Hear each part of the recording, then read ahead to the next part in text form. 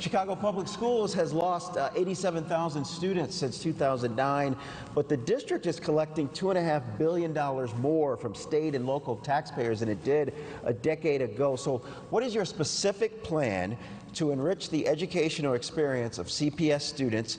You'll each have 60 seconds. Willie Wilson, we will start with you. You know what? I want to respond to this here. You can use your time however you wish. Okay, I just respond to this here. And I want to say this here too, make it clear, we losing people every day that getting killed to trying. We done put the handcuffs on people.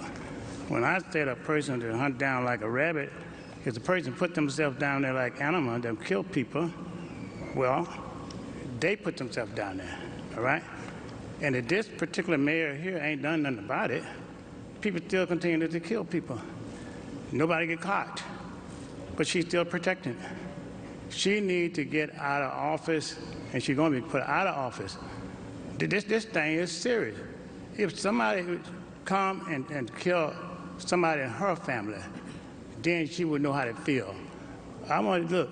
We're trying to protect our citizens that living by the law.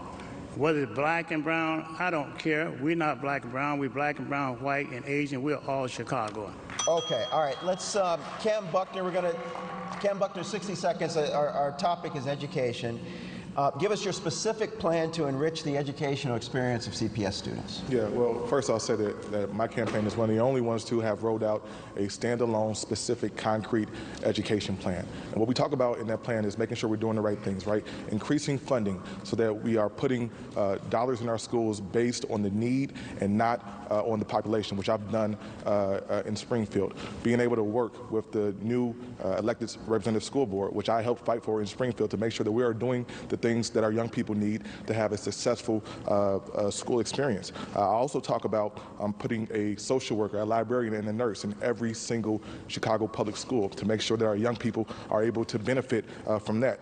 And bringing forth the sustainable school model, bringing back trades and vocational learning in our schools, and making sure that we are giving our young people a holistic education so they can compete in the global economy. Thank you. Brandon Johnson, 60 seconds for you. Yeah, well, as mayor of the city of Chicago, you're actually going to finally have a mayor who actually believes in public education. Audience, help us out and be respectful here. You're going to be removed. Go ahead. Well, first of all, the fact that I'm already being protested and I'm not the mayor of the city of Chicago yet, that's pretty impressive. Mayor Lightfoot, I know how you feel now. But the truth of the matter is, you have to have someone who's committed to investing in public education. We have individuals in this city who attend public schools who show up in neighborhoods where violence is pervasive. Michelle Clark, many students have been, the number of students have been murdered at Michelle Clark just this year alone. Benito Juarez, Kenwood, my child is a student there. And the third week in the school, one of the classmates at Kenwood steps outside, go to lunch, and is murdered. That's why you actually have to have someone who has a full vision for the city of Chicago. I'm the only person on this stage that put together a full budget plan that calls for investments. No one else has done that. I'm committed to a better, stronger, safer Chicago by fully investing in our public schools. So folks, politics ain't. This is not fair. Mr. Johnson has a right to talk without interruption. Agreed. So absolutely. You need to do something. No, we absolutely agree. It's not fair. Our security is going to take care of that.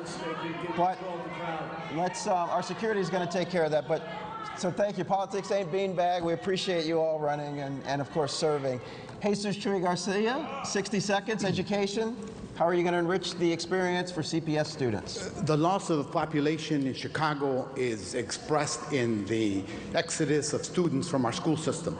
COVID complicated that. We've got to do everything possible to identify and try to bring back those students who have fallen through the cracks. Very important. We need to try to make up what was lost during COVID with the general student population. But two, we need to restore the confidence that schools can flourish and be a good place for all families in Chicago. Toward that end, I would work with community groups to open up more schools after school hours. I've done it. I've done it as an executive director of of an organization that spearheaded this type of movement, and it exists in many parts of the city of Chicago. Getting those schools open in less privileged communities is a priority.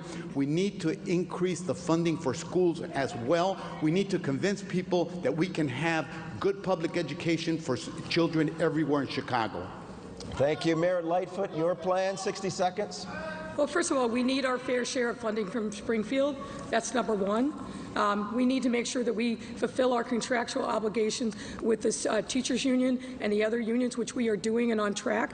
We need to make sure that we fulfill the plan enacted by CEO Martinez to make sure that every single school has a baseline of programming, whether it's the arts, whether it's math, whether it's science. We are well on our way to meeting those needs. And I've heard from several people here, well, the schools need to be open after hours. Guess what they are? They need to be open on the weekends. They are. But they also need to continue the partnership that they have with the parks and with the libraries. It takes a holistic approach of government, not just on the backs of CPS, to make sure that our children are having a fulfilling, enriching experience in their in-school time and their out-of-school time. That is what we've supported. Those are the fundings that we have invested in our kids, their families, and our neighborhoods to make sure that that happens. Roderick Sawyer, you also get 60 seconds. Thank you. What we need to do is reimagine what schools look like.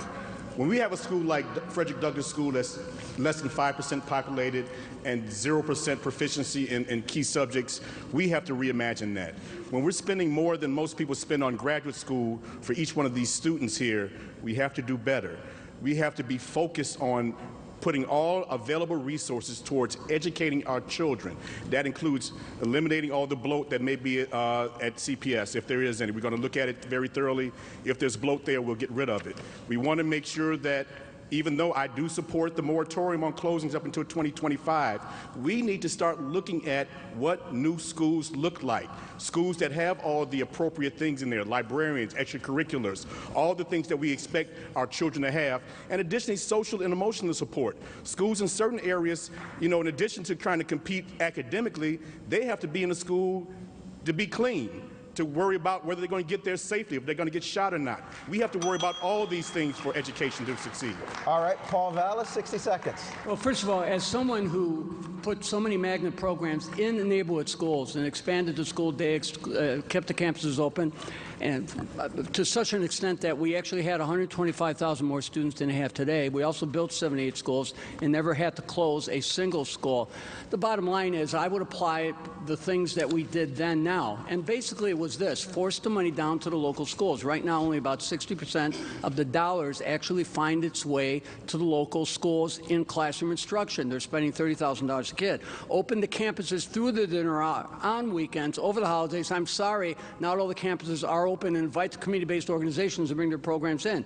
Create universal work study in all the schools. Have every city agency, department, contractors, the unions who the city partners with create paid work study jobs for all the kids so that they can be engaged in safe and secure places. And finally, reclaim the kids that have left by expanding the alternative schools network. We have tens of thousands of students who have exited who are not going to return, and they need to be brought back through alternative schools. Thank you. Sophia King, 60 seconds. Yes, as a former teacher and educator, I know all too well what we need to do in education. We have a plan that seeks to incentivize teachers. If our teachers aren't incentivized and they're leaving our city faster than police are, then we won't have good schools. We also need to bring trades back to the schools in a fulsome way so that our kids can be prepared for the jobs of the future, whether it's in the trades or in the tech industry. We need to engage our youth. There's no reason, K through 12, why we shouldn't have year-round after-school programming for our kids. And finally, I would expand selective enrollment with a neighborhood component. The school, Kenwood, that he sends his kid to has a selective enrollment 7th and 8th grade program, and then its high school opens up to the neighborhood. It has grades like Jones High School downtown, which is purely selective enrollment. So we've sought to increase resources for schools like that. That's what I would do, increase schools like that throughout the city so that everybody had an opportunity to get a good education.